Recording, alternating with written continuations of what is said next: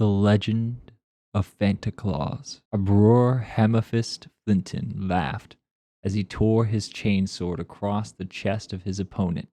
The pathetic attempt of the Delax to break through into the Goliath's encampment was almost disappointing. He'd been looking forward to a good scrap, yet still they carried on fighting as though they honestly believed that they could best Flinton and his men. Just as Flinton was prepared to charge the remaining lax and finish them himself, he heard a bestial snarl and turned to see a monster of immense proportions leaping towards him, claws outstretched. Thinking quickly, Flinton raised his chainsword just in time, shielding the talons from tearing into his face. The mutant fell to the ground, but rose again in an instant. Blocking the chainsword, Flinton swung towards him with supernatural ease. The monster's counterattack was swift and furious, forcing Flinton back as he desperately tried to defend himself. The creature's talons ripped across Flinton's leg, causing him to yell out in pain and knocking him off balance. He fell, leaving the mutant towering over him, prepared to deliver the killing blow. In a last-ditch attempt to save himself, Flinton rammed his chainsword past the mutant's claws and stabbed directly into its exposed belly. His feelings of elated quickly turned to despair as the mutant glanced down at the chainsword and forced it into his abdomen before flinging it away effortlessly. Before Flinton could react, the fiend's claws plunged into his neck, and he felt his life force ebbing away. As the monster stood triumphant, Flinton got his first proper look at his killer, pleasant in its red cloak with white cuffs, and with a bobbly hat adorning its brow. Surely it could not be. It could not be. Ho, ho, ho. With a feral snarl, the Phanta Klaws wrenched its claws out of the gang leader's neck. With the death of their leader, the Goliaths faltered and ran, leaving their encampment unguarded. The Phanta Klaws smiled, a murderous smile, as it thought the material reward and human prey that lay in the valley beyond. Phanta Klaws was coming to town. Every winter season, men, women, and children alike come together to celebrate the Necromundian festival of Fistmas. From the nobles dwelling in the highest peaks of the spire to the underhivers struggling to survive down in the hive's depths, people gather to sing festive songs, give each other's gifts, and generally have a good time. Despite all this goodwill, to this day there remains a sinister Fistmas legend which makes all who hear it scoff or tremble in fear. The legend of Phanta Klaws. The origin of this myth lie in the depths of history and the tale of Fistmas itself. 10,000 years ago, in a time when the emperor walked freely amongst his people, there was a great strife on Necromunda, for the planet had been overrun by orcs. Fortunately for the people of Necromunda, the orc Wa was opposed on the Great Ash Wastes by a vast force of the Imperial Fist Legion of Space Marines. According to the historical accounts, Rogel Dorn himself, Primarch of the Imperial Fist, was present that day. Under Dorn's formidable command, the orc forces were routed and forced to flee from Necromunda, where the Space Marine fleet was able to intercept them and destroy them utterly. In commemoration of the brave actions of Dorn and his Marines on that day, the festival of Imperial Fistmas, later abbreviated to Fistmas, was born. According to some highly questionable accounts, at the height of the battle, a small army of mutants arrived upon the Ash Waste and immediately attacked the Imperial Fist line. Whilst the lethal volley of bolter fire claimed the lives of most of the heretics, there was one which the Imperial Fists were unable to fell.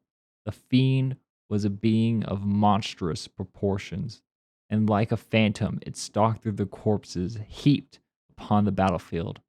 When it reached the fist lines, its rending claws sliced straight through their power armor, and many of the Imperial's finest were felled that day. Eventually, the monster made its way to Rogaldorn himself, the devil being moved like quicksilver. But Dorn was a Primarch, an embodiment of the Emperor's will, and none could stand before him that day.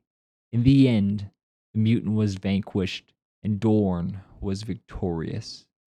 Dorn raised his blade to slay the blasphemous creature, but as he did so, he thought of the people of Necromunda, who had their homes and livelihoods destroyed by the Orc invasion.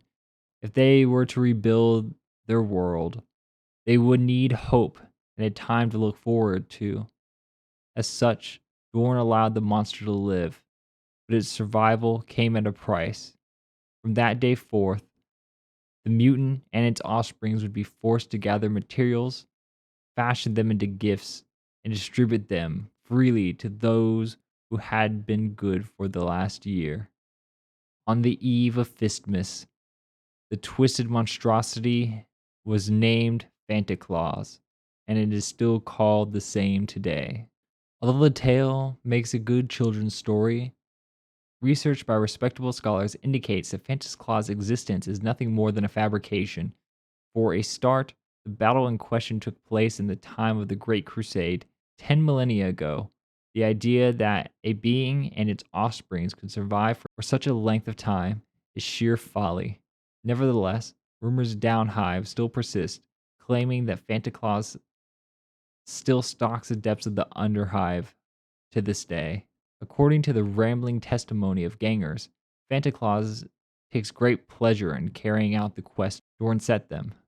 By tearing apart lone traders and stealing their material wealth so their stunted mutant servants can use them to create gifts for Feastmas Eve. Apparently, their fear of Dorn's wrath should he return is such that they carry out his commands still.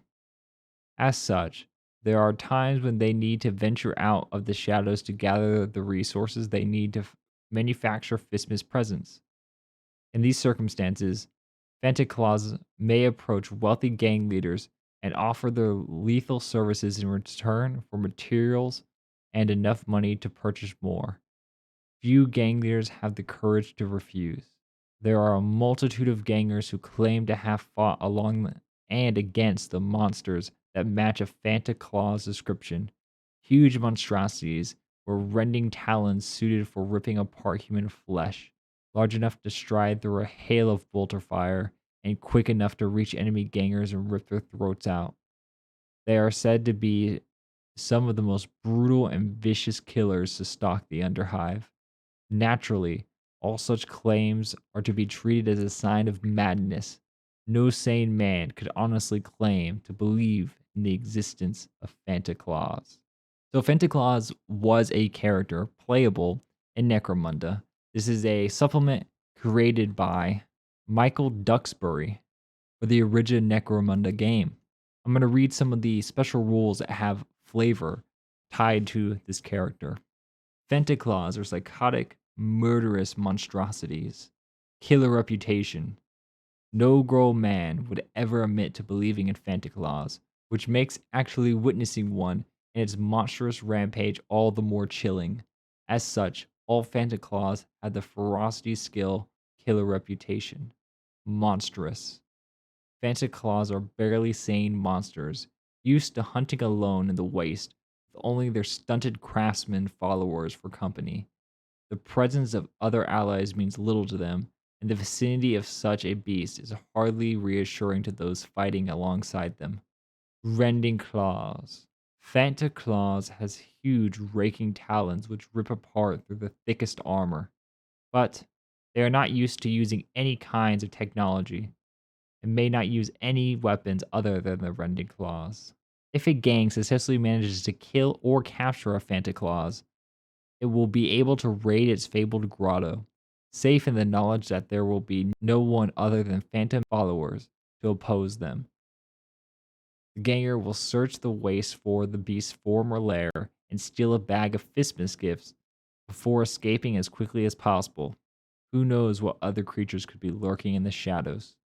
These are the presents that you could roll and get if you manage to kill a Phanta Klaws in game. A woolly jumper. Unfortunately, this item has no in-game effect on your gang unless you wish to model it on your gang leader. Explosive crackers.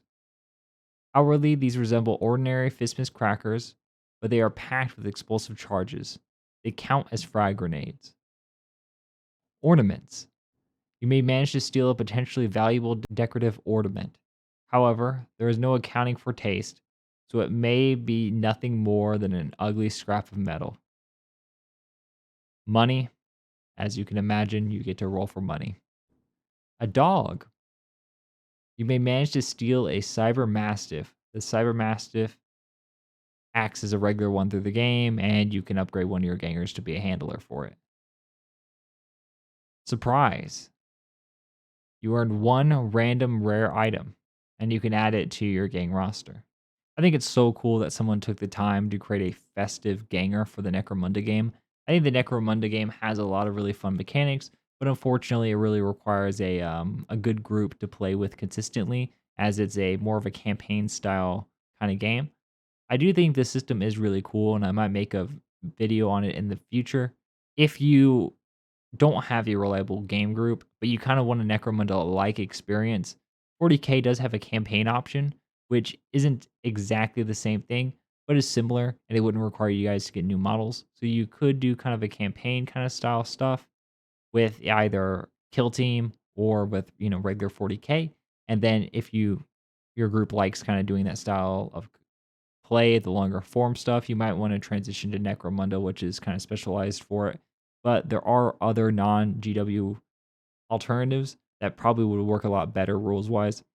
I do really like the models personally. I think Orlock is my favorite, but I definitely think it would be cool to have a scenario you could do with Phanta Klaws every winter.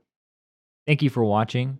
If there's any other festive Warhammer facts or stories or characters that you know of, I would really appreciate it if you put it in the comments below, as I've been having some difficulty finding some really good ones. And as always, don't forget to like, comment, and subscribe. Thank you for watching.